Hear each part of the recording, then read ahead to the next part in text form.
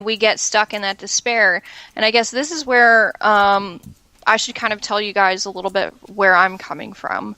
And why I am the freedom fighter that I am. You guys already know that I'm married to a veteran who had a pretty hard fight in getting things that he deserved. But that's not where all of my passion and things come from. Did you want to say something? No, I was just clearing my throat. Oh, Good. okay. Sorry.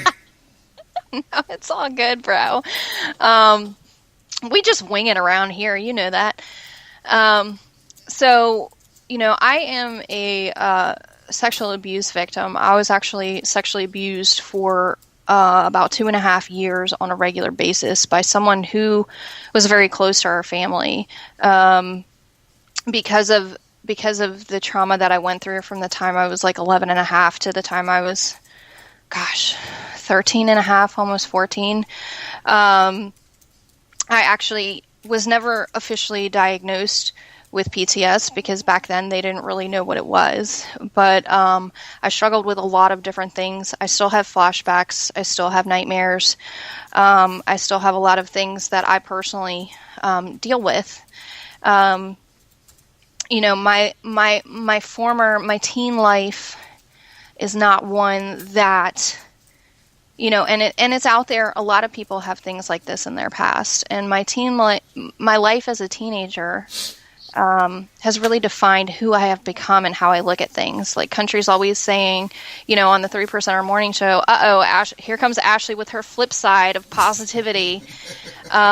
Because, the things that have happened in my life have really helped me to look at all aspects and try and look at the positive in everything. Because, I'm not supposed to be here. I'm supposed to be here, but I tried not to be here several times. And on my last attempt at suicide, I was 18 years old, and I parked my car on some train tracks and drank an entire thing of Aftershock, passed out in my car, and was just waiting for the 4:30 a.m. train just to kind of take me out. And about 4 o'clock, I came to a vision of my great-grandmother, and she said, "You need to move your car right now. You have a higher purpose, and you're here for a reason." And and then I moved my car off the tracks, and less than a minute later, a train went by. So, something like that can really help open your eyes to certain things. And that's why I have the passion for the work that I do with veterans who have PTS. I've been in a dark place, and I know what it feels like.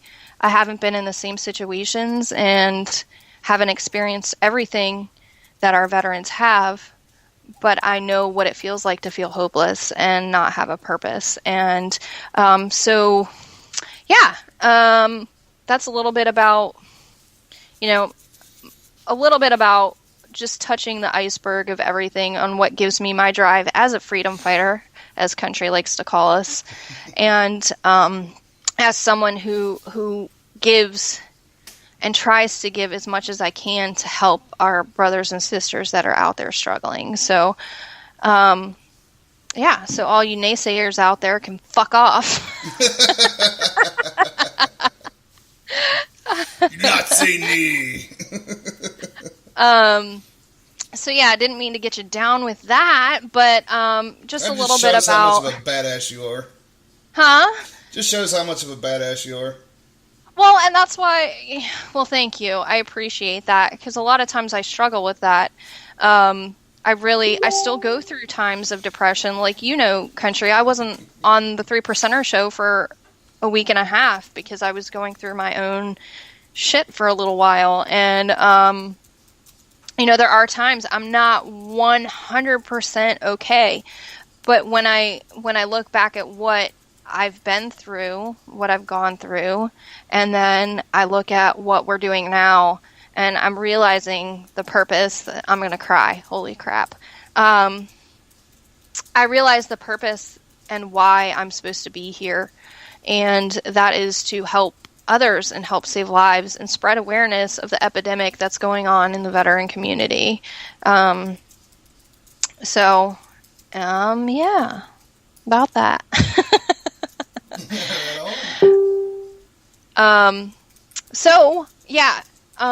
We talked about Jason Redman already. What else do you want to talk about, Brian? Because I don't want to read that whole entire article. Brian. Who the fuck is this Brian guy? Besides Beeson. Country. I don't know. Oh, I know that name. I'll fuck with y'all. It is very odd for me to hear somebody call me by my first name nowadays. It really is. Through my whole military career, except for my ex-wife and, except for a couple of friends, it's always been country. Because these jackholes never heard a true Southern fucking voice before until I came along in Germany, and they're just like, holy fuck. Where the hell did you come from? Cornbread, motherfucker. Yeah.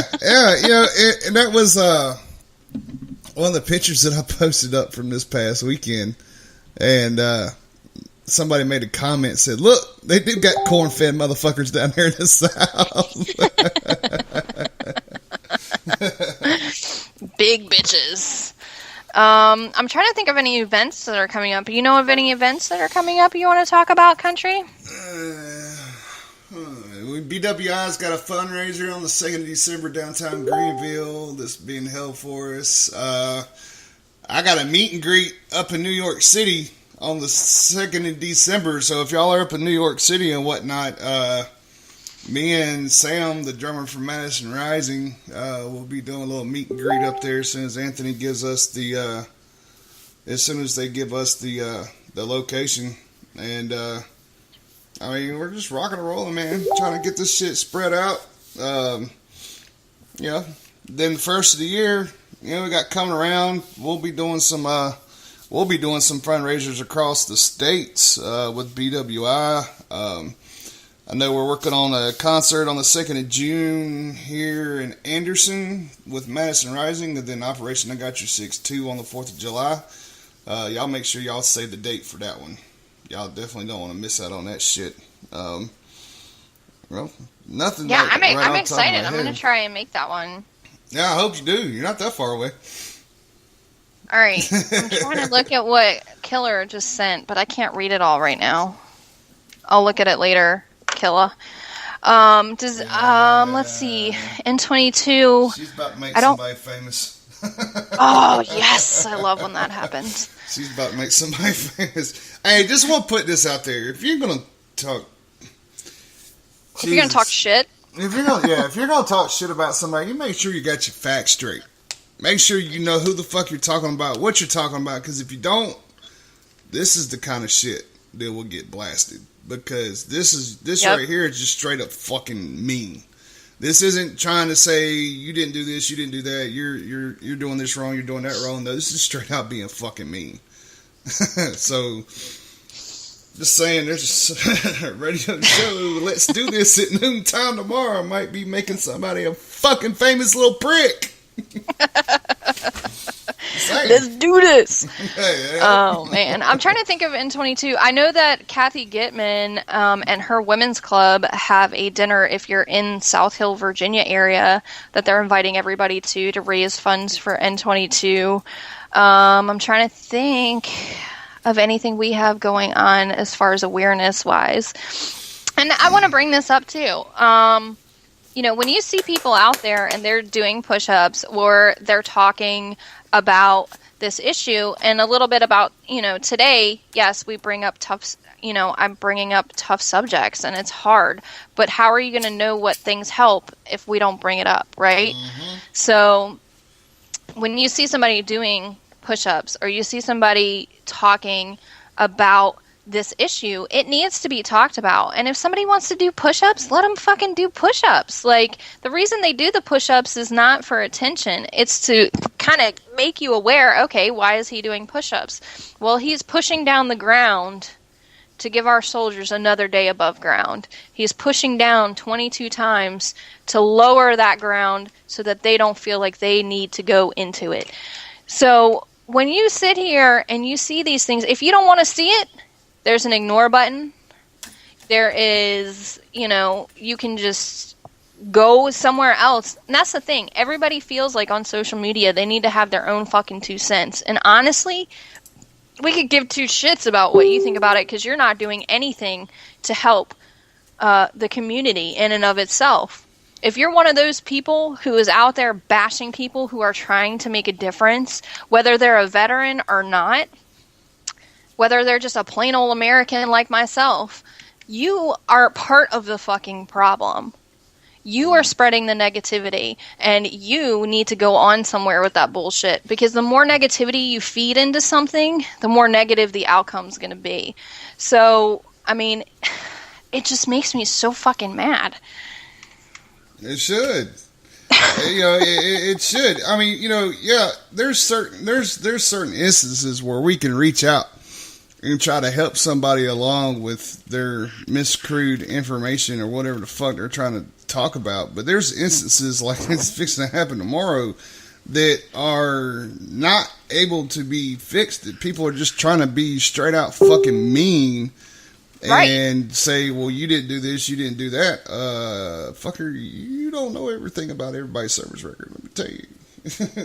Well, not even that. Like, who the fuck are you to judge somebody who's trying to give back to America, first of all? I was never in the service, but it doesn't mean I didn't try to go in the service. I tried to be Air Force. But because my mom had me on fucking Ambien and all these drugs. Oh, shit. Yeah, at 17 years old, I aced my ASVAB. I could have had pretty much any job I wanted to.